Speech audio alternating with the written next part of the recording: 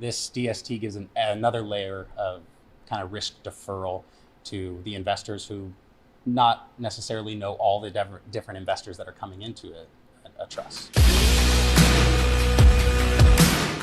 What is the number one secret to growing wealth with that type of DST?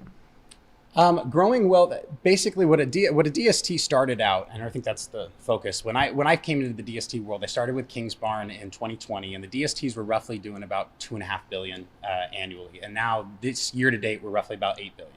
So it's really taken off. We were a backup strategy a lot of the times when we first came out, and then, or hey, if you have leftover cash flow in a 1031, it was a great option to just make sure that you're dealing with it. But the biggest benefit, I would say, is, or the wealth building part of it, is you're getting cash flow. It's truly passive cash flow. So when you invest in a Delaware Statutory Trust, you're getting a pro rata share ownership of, we acquire buildings between 20 million and 120 million. We put them inside of a trust, that Delaware Statutory Trust. The only reason why we use a DST, Delaware Statutory Trust, is because it's the only 1031 exchange accommodable trust. So we put it inside of the trust, we put reserves on there. We're not only able to do capital calls, if you're familiar with that 2007, 2008, where a lot of deals blew up that were tenant ticks and partnerships, et cetera. If one person had a problem, we all had a problem. This DST gives another layer of kind of risk deferral to the investors who not necessarily know all the different investors that are coming into a trust. So.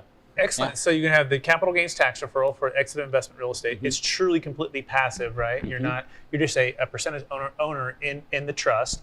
And also they've cleaned up what was the TIC days, right? The tenant in common days where it was a lot of people got hurt. And so it sounds like they have the reserves in place to keep those protections. Is that a fair summary so far? Yeah, that's it. And we're a sponsor. So that's what you call us. We're directly with the sponsor.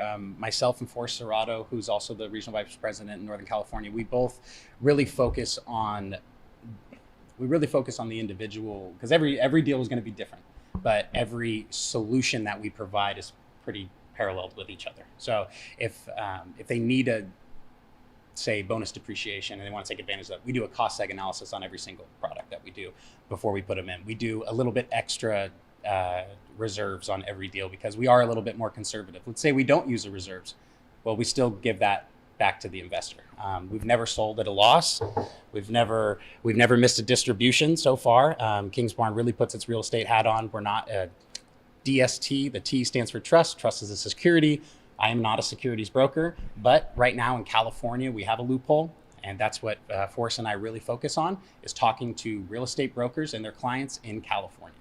So we are the only sponsor that pays real estate brokers 3% on any equity they bring into our DSTs. That's incredible, right? Yeah. Because in the past, you'd have to get your Series 22 or 63 or 7 or different licenses and then be on with a broker-dealer in order to get paid the securities fees, which is part of what a Delaware Statutory Trust is. Mm-hmm. But what you're saying now is that if you're a real estate broker in California, and I believe also if the client's inside California, right? Yep. And it doesn't matter where the property they're buying, but if you refer the business to you as the sponsor, you're able to pay a 3% commission on whatever equity they put in. Is that a fair summary? Exactly.